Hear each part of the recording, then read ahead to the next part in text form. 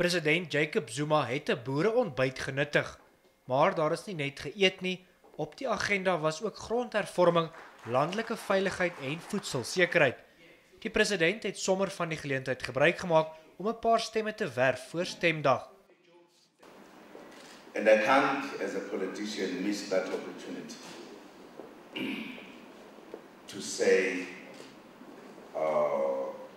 we are asking for citizens from all sectors to vote ANC. Boere was egter nie beïndruk nie. The drought has depleted lots of farmers' equity in their land to give to commercial banks and co-ops to secure input lines for the next season. We're not looking for any handouts or charities. We're just looking for guarantees from government to assist us for our production costs. My issue regarding our problem is that we do not have land where our animals can graze in Bloemfontein. On television we hear statements from you, like the land's been stolen.